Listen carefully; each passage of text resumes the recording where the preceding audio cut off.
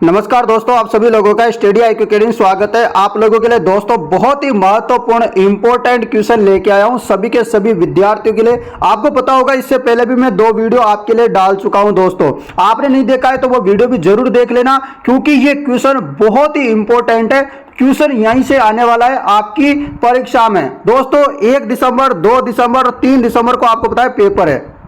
6 शिफ्टों में पेपर होगा और ये पेपर के क्वेश्चन जो अभी मैं करवाऊंगा ये आपको वहां देखना, ऑप्शन भी ऐसे कैसे देखने को मिलेंगे, ये मेरा आपसे वादा है। बस आप वीडियो को अंत तक जरूर देखो, ठीक है ना। और वीडियो पसंद आए तो लाइक करना, कमेंट करना मत भूलना बिल्कुल भी, ठीक है ना। तो आप लोग कंजूसी कर रहे हो तो आप वो मत करो, कल वाली और परसों वाली वीडियो जरूर देख लेना। पर चलो पहला क्वेश्चन है आपके लिए। बर्ली शिलालेख जो कि अशोक काल से पूर्व का माना जाता है प्राप्त हुआ है। वेरी वेरी इंपॉर्टेंट है सारे के सारे क्वेश्चन। बर्ली शिलालेख जो कि अशोक काल से पूर्व का माना जाता है प्राप्त हुआ है। कहां से प्राप्त हुआ है? अजमेर से प्राप्त हुआ है। बर्ली का शिलालेख अजमेर से प्राप्त हुआ है, आपको याद रखना है, इंपॉर्टेंट है। और संस्कृत भाषा में लिखा हुआ था, सर्वाधिक प्राचीन शिलालेख है ये। नेक्स्ट क्वेश्चन आप लोगों के लिए। जयपुर के शासक जयसिंह सेकंड को सवाई की उपाधि दी थी। जयपुर के शासक जयसिंह सेकंड को सवाई की उपाधि किसके द्वारा दी गई थी? तो सवाई की जो उपाधि दी थी वो औरंगजेब के द्वारा दी गई थी। किसके द्वारा? सवाई जयसिंह सेकंड को जो सवाई की उपाधि मिली थी औरंगजेब ने दी थी।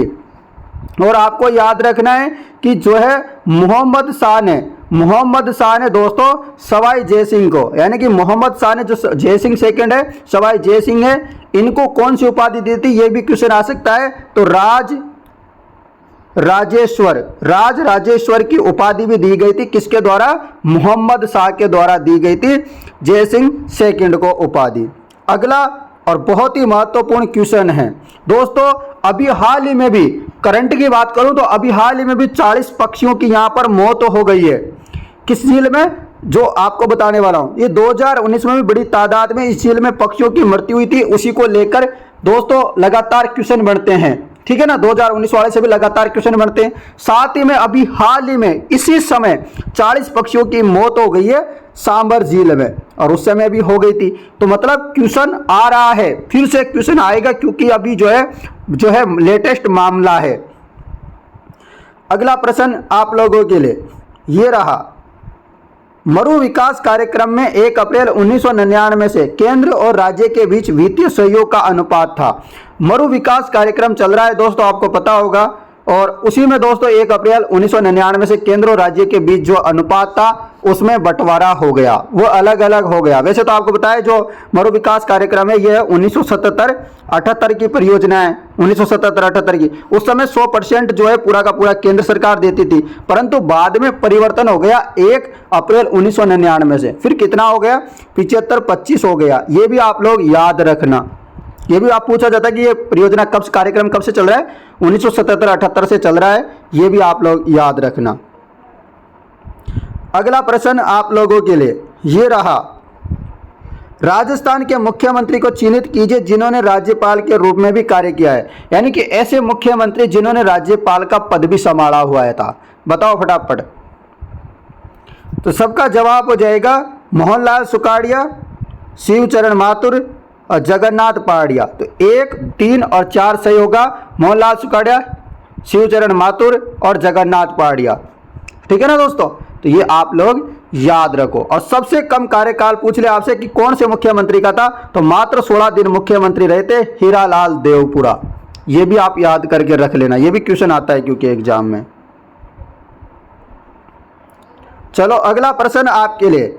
21 जून को सूर्य राजस्थान के किस जिले में लंबवत चमकता है? यानी कि 21 जून के दिन जो सूर्य है वो सॉरी दोस्तों, सूर्य लंबवत चमकता है। जैसे कि ये राजस्थान है तो आपको पता है जैसे 21 जून है तो यहाँ पर तो सूर्य रहेगा, तो ये बांसवाड़ा में तो सीधा चमकेगा, ठीक है ना। अब बताओ फटाफट इसका आंसर क्या हो जाएगा? बिल्कुल तो हो जाएगा ना आपका बांसवाड़ा। तो लंबवत चमकता है सीधा बांसवाड़ा में 21 जून को, ठीक है ना। सबसे अधिक गर्मी पड़ती है उस दिन। अगला प्रश्न आपके लिए। निम्नलिखित में से कौन सा मंदिर गुर्जर प्रतिहार वास्तुशैली से नहीं है? बताओ फटाफट। निम्नलिखित में से कौन सा मंदिर है जो गुर्जर प्रतिहार वास्तुशैली का नहीं है? गुर्जर प्रतिहार शैली का नहीं है। आपको पता है गोट मांगलोद का जो दधी माता का मंदिर है ये भी जो है गुर्जर प्रतिहार कालीन है। किराड़ू का सोमेश्वर मंदिर ये अंतिम गुर्जर प्रतिहार जो है मंदिर है, अंतिम की पूछे तो ये अंतिम है। उसके अलावा ओसिया का सूर्य मंदिर भी है गुर्जर प्रतिहार। परंतु चार चौमा के जो शिव मंदिर है कोटा में, ये दोस्तों गुप्त कालीन है, ना कि गुर्जर प्रतिहार। गुप्त कालीन जो है मंदिर है चार चौमा के, ये गुर्जर प्रतिहार नहीं है। अगला प्रश्न, चौहान वंश के संस्थापक सहस्त्रमल की राजधानी क्या थी? दोस्तों वेरी वेरी इंपॉर्टेंट है, सारे के सारे क्वेश्चन रट्टा मार लो भाई, थोड़े से दिन बचे हैं, ये थोड़े से दिन यदि आप पढ़ लिए तो आपकी नौकरी पक्की है। चौहान वंश के संस्थापक सहस्त्रमल की राजधानी थी, तो सहस्त्रमल की राजधानी क्या थी? सिरोही। चौहान वंश संस्थापक सहस्त्रमल की राजधानी सिरोही थी, ये आपको याद रखना है, इंपॉर्टेंट है आप लोगों के लिए। कब स्थापना की थी? तो आपको याद रखना है 1425 में स्थापना की थी सिरोही की। चलो अगला प्रश्न आप लोगों के लिए ये रहा, प्रश्न है आपके लिए, राजस्थान में प्रधानमंत्री कृषि सिंचाई योजना PMKSY का केंद्र और राज्य के बीच वित्त पोषण कितना है?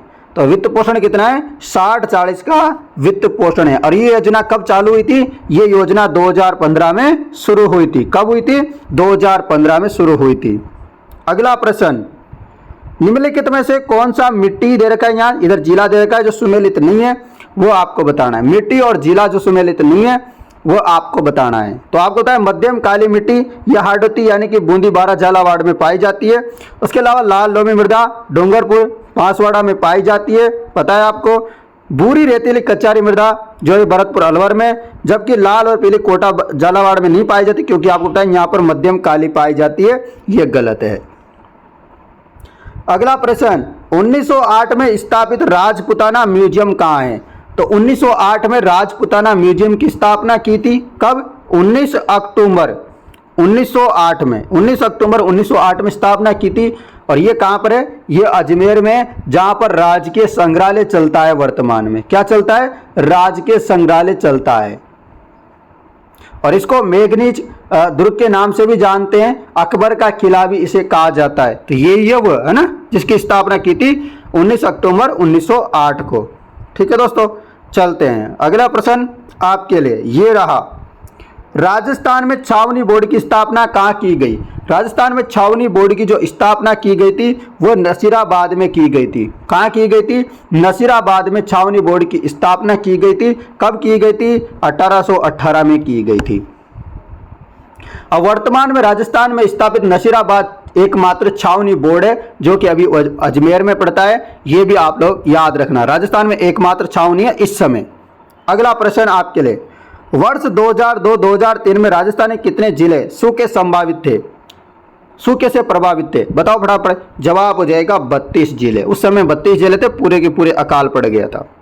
अगला प्रश्न, मुख्यमंत्री जिन्हें एक कवियत्री पर विवादास्पद टिप्पणी के कारण त्याग पत्र देना पड़ा था। आजकल के मुख्यमंत्री और मंत्री तो आजकल किसी पे विवादास्पद टिप्पणी कर दो, आजकल बेशरम की तरह कोई इस्तीफा नहीं देते हैं ना, ये तो आपको पता चल ही गया होगा आजकल के नेताओं को देख करके। परंतु पहले नेताओं की गरिमा हुआ करती थी। और दोस्तों एक महादेवी वर्मा के ऊपर एक गलत टिप्पणी हो गई थी, उसी के कारण दोस्तों मुख्यमंत्री पद से जो है हाथ धोना पड़ा था, ये आप लोगों को याद होगा।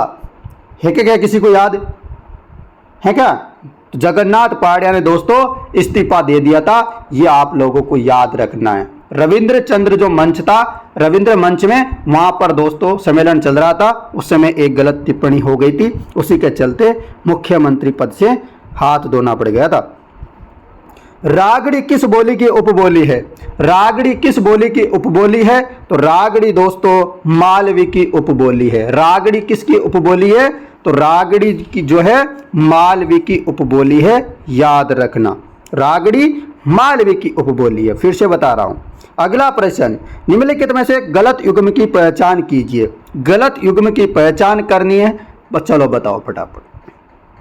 आपको बताया करौली के त्रिलोक चंद्र माथुर थे, झालरावाड़ के जो है मांगीलाल भव्य थे, मेवाड़ के बलवंत सिंह मेहता थे, और बीकानेर के तो आपको पता है हरिनारायण शर्मा नहीं थे। हरिनारायण शर्मा तो दोस्तों आपके कहाँ के थे, अलवर के थे। परंतु बीकानेर का आपको एक ट्रिक पता होगी कि बीकानेर का मग्गा कलकत्ता में जाकर के मिलता है कितने रुपए में, 36 रुपए में। तो बीकानेर की स्थापना मग्गा राम वेद ने की थी, 1936 में की थी, और कहाँ की थी, कलकत्ता में की थी। तो ऐसे आप ट्रिक से याद करो, हो जाएगा दोस्तों, और आपका सिलेक्शन भी हो जाएगा, याद भी हो जाएगा। ठीक है ना। आप चाहते हो कि सिलेक्शन हो तो बस आप मेरे साथ बने रहो। चलो अगले प्रश्न में चलता हूं।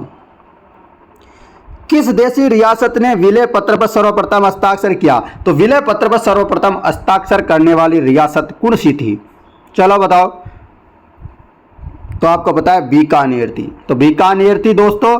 कब किया था इन्होंने? 7 अगस्त 1947 को, 7 अगस्त 1947 को सर्वप्रथम हस्ताक्षर किए थे। और राजा कौन थे? शार्दुल सिंह। कौन थे? शार्दुल सिंह यहाँ के राजा थे।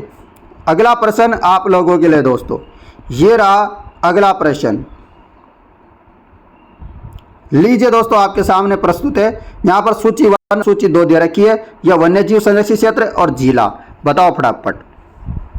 आपको पता है सुंदा माता, सुंदा माता आपको पता है कहाँ है? जालोर में है। गुड्डा विश्नोई कहाँ है? गुड्डा विश्नोई आपके जोधपुर में है। गोगेलाव कहाँ है? नागौर में है। बीड़ कहाँ है? झुंझुनू में है। हो गया मिलान। तो इसी प्रकार आपका ऑप्शन नंबर बी हो जाएगा।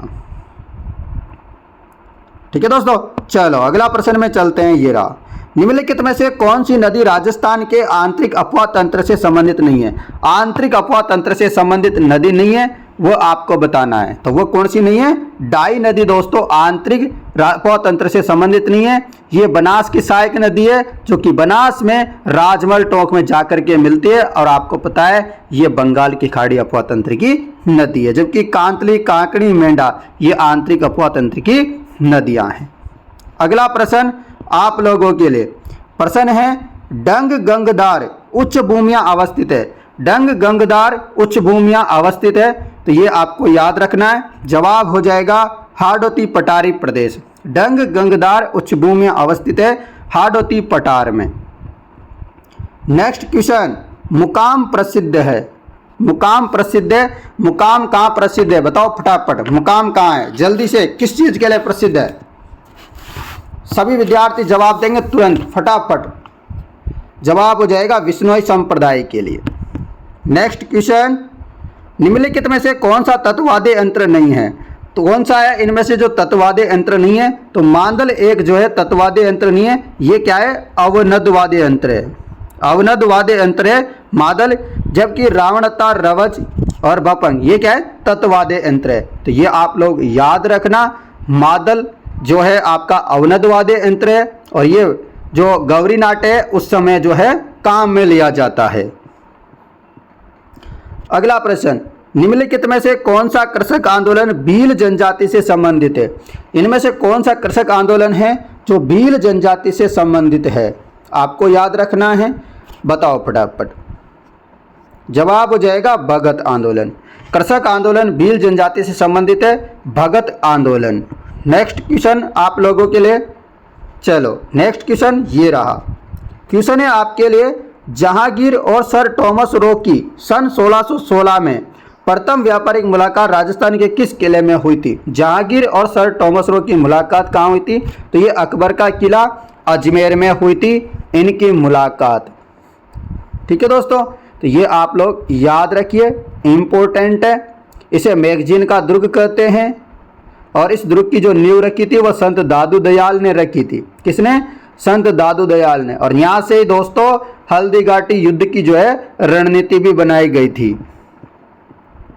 नेक्स्ट क्वेश्चन, लकड़ी से बने देव विमान जिनकी देव झूलनी एकादशी पर झांकी निकाली जाती है क्या कहलाते हैं? तो आप सबको पता है वो बेबान कहलाते हैं। क्या कहलाते हैं? बेबान कहलाते हैं। नेक्स्ट क्वेश्चन, भील जनजाति की स्त्रियां द्वारा पहने जाने वाला लंबा घाघरा जिस नाम से जाना जाता है वह है, तो क्या हो जाएगा? कछाबू। क्या होगा? भील जनजाति की स्त्रियों द्वारा पहने जाने वाला लंबा घाघरा क्या होता है? कछाबू होता है। क्या होता है? कछाबू। अगला प्रश्न आपके लिए दोस्तों ये रहा, लीजिएगा आपके सामने प्रस्तुत है। बताओ फटाफट इसका आंसर। राजस्थान के निम्नलिखित में से कौन से संवैधानिक पदाधिकारी राज्यपाल द्वारा नियुक्त किए जाते हैं, लेकिन उन्हें राज्यपाल द्वारा उनके पद से मुक्त नहीं किया जा सकता है, यानी कि हटाया नहीं जा सकता। बताओ फटाफट।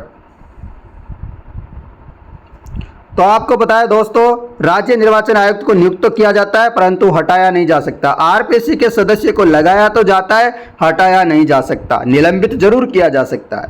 तो यह आपका ऑप्शन नंबर बी सही होगा।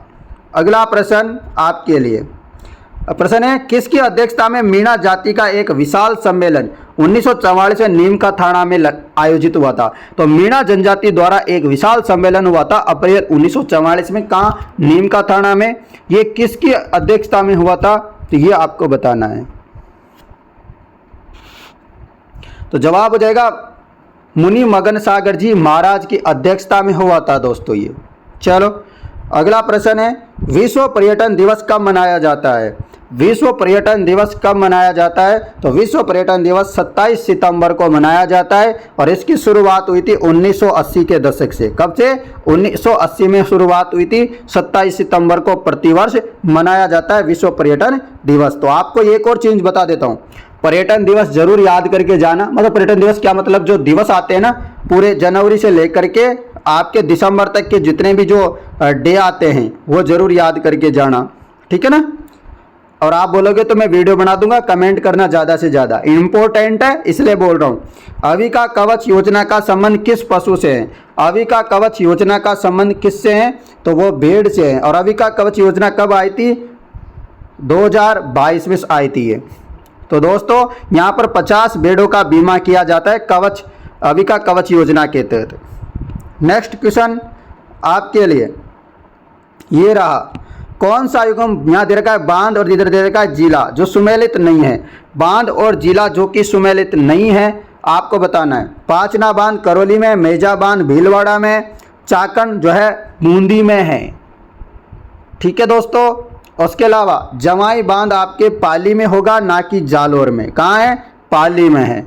नेक्स्ट क्वेश्चन आपके लिए इंपॉर्टेंट, 1857 के विद्रोह के समय राजस्थान का एजीजी यानी कि एजेंट टू गवर्नर जनरल कौन था?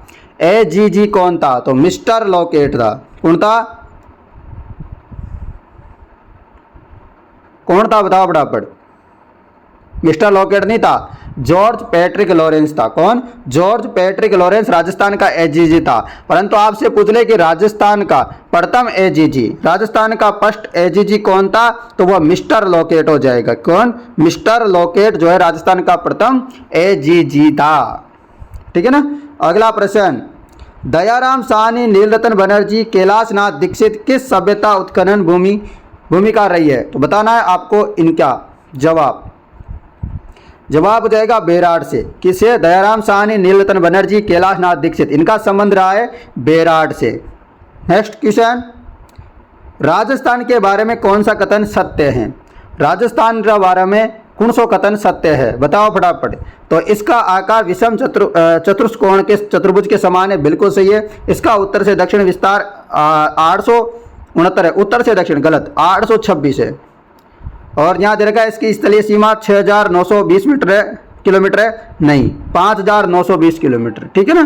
तो यहाँ पर ये गलत दे रखा है। और यहाँ पर दे रखा है जैसे इसका क्षेत्रफल 3,42,329 है, गलत है, 3,42,239 है दोस्तों, है ना। तो थोड़ा गड़बड़ कर रखा है। तो ये आपको अच्छे से याद हो गया होगा, मैंने बता भी दिया आपको। अब अगला प्रश्न, तेजाजी से संबंधित निम्नलिखित में से कौन सा स्थल जो है सुमेलित नहीं है? बताओ, तेजाजी से संबंधित नहीं है। खरनाल जो कि तेजाजी का जन्म स्थान है, सुरसुरा इनका समाधि स्थल है, परबतसर में मेला लगता है इनका, जबकि पनेर ननिहाल नहीं है। क्या? पनेहर ननिहाल नहीं है, ये गलत है, ठीक है ना। अगला प्रश्न, ससुराल है पनेर, है ना। मारवाड़ के प्रसिद्ध गुड़ला उत्सव यानी गुड़ला नृत्य की शुरुआत जोधपुर के किस शासक के काल में हुई थी? तो कब हुई थी? राव सातल के काल में हुई थी। नेक्स्ट क्वेश्चन, गिलुंड सभ्यता किस नदी के किनारे फैली हुई है? गिलुंड सभ्यता जो है किस नदी के किनारे हैं? तो बनास नदी के किनारे हैं। और आपको बता दूं ये ताम्र पाषाण कालीन पुरास्थल है। गिलुंड सभ्यता बनास नदी के किनारे हैं राजसमंद में, जो कि ताम्र पाषाण कालीन स्थल है। नेक्स्ट क्वेश्चन, राजस्थान में ड्यून मुक्त ट्रैक्ट पाया जाता है? राजस्थान में ड्यून मुक्त ट्रैक्ट पाया जाता है। कहाँ पर पाया जाता है आपको याद रखना है, बताओ फटाफट, कहाँ पर पाया जाता है दोस्तों? तो सबका जवाब हो जाएगा बीकानेर, जैसलमेर, फलौदी, पोखरण। ठीक है ना। चलो चलता हूँ आज के अंतिम सेकंड लास्ट क्वेश्चन ये रहा। राजस्थान में साहिबे का युद्ध कब लड़ा गया? राजस्थान में साहिबे का युद्ध जो है कब लड़ा गया? तो 1541-42 में लड़ा गया था। तो राजस्थान में साहिबा पाहिबा का युद्ध सुना होगा आपने, 1542 में लड़ा गया था। और गंगानेर के जो है राव मालदेव तथा जेत सिंह के मध्य ये युद्ध हुआ था, जिसमें राव जेत सिंह की क्या हो गई थी? मृत्यु हो गई थी। अगला प्रश्न आज का अंतिम, कवि एवं चित्रकार नागरीदास के रूप में प्रसिद्ध था? कवि एवं चित्रकार नागरीदास किस रूप में प्रसिद्ध था? तो ये आपको पता है, राजा सावन सिंह के नाम से प्रसिद्ध था। तो दोस्तों ये मैंने 40 क्वेश्चन पूरे करवा दिए हैं आपको। इससे पहले मैंने 2 वीडियो बनाई थी, उसमें भी पूरे करवा दिए हैं। और मैं आपको विश्वास दिला रहा हूँ आपकी करंट अफेयर्स भी पूरी कंप्लीट करवा दूंगा। और भी जो मेरे को लगता है कि कुछ टॉपिक है इंपॉर्टेंट है वो मैं करवा दूंगा। बस आपका जिम्मेदारी ये बनती है, आप वीडियो को शेयर किया करो और कमेंट करो, लाइक करो। ठीक है ना, इसमें कंजूसी नहीं करनी है आप लोगों को। मिलता हूं दोस्तों कल और इसी समय एक और नई वीडियो के साथ। बस आप मेरे को 20 से 25 मिनट रोजाना के दे दो, मैं आपकी लाइफ चेंज कर दूंगा दोस्तों। और गारंटी है, विश्वास है आपको, मैं छोटा भाई बड़ा भाई होने के नाते आपको बता रहा हूं दोस्तों। आप जब पशु परिचर का एग्जाम देने बैठोगे ना, तब आपको पता चलेगा कि सर ने पढ़ाया था वो सारे के सारे क्वेश्चन आ रहे हैं यहाँ पर। तो बस रट्टा मार लो। धन्यवाद मित्रों।